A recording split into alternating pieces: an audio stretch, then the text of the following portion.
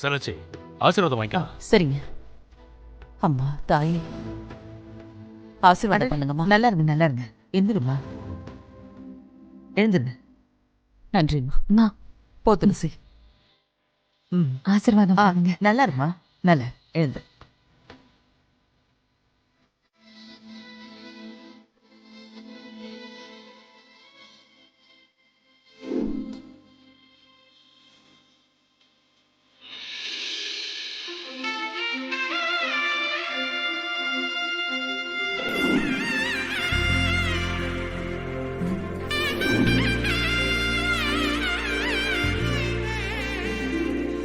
நல்லா இரு, நல்லா இரு. ரம்யா வா, வந்து ஆசீர்வாதம் வாங்கிக்கோ. வா.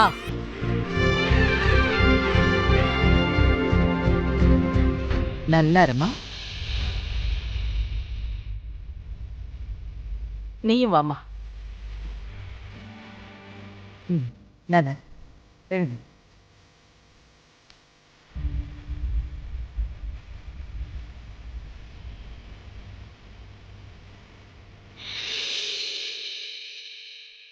ஏன் என்ன யாருக்கும் எதுவும் ஆகல? ஆகும் ஆகும், கொஞ்ச நேரம் பாப்போம்.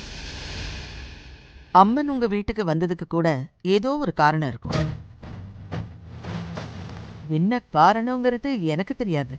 ஆனா கண்டிப்பா உங்களை பாதுகாக்கணுங்கிறதுக்காகத்தான் வந்திருக்கணும். அம்மா நாங்க ரொம்ப கொடுத்து வச்சவங்கம்மா. எங்க வாழ்க்கையிலே இது மறக்க முடியாத நாள். யாருக்கும் கிடைக்காத வரத்தை அம்பாள் எங்களுக்கு கொடுத்துட்டா. அம்மனை எல்லாருக்கும் பிடிக்கும். இங்க வா துளசி. ஆனா அம்மனுக்கு உன்னை பிடிச்சிருக்கு.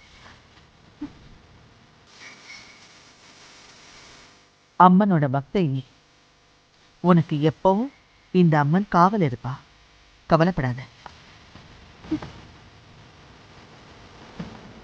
நல்லா இருமா, நல்லா இரு. எழுந்துரு, எழுந்துரு. அம்மா நாங்க ஏதாவது செய்யணுமாம்மா? அம்மன் துளசிக்கு தான் ஏதோ செய்யணும்னு ஆசைப்படுறா.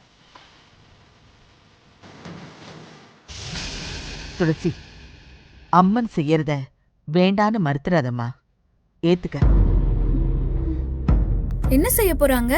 அது இந்த அகிலாண்டேஸ்வரிக்கு தான் தெரியும். எனக்கு தெரியாதே. இன்னொரு கல்யாணமா இருக்குமோ? இருக்கலாம். இப்பவே 2 ஆயிடுச்சு, இன்னும் 1.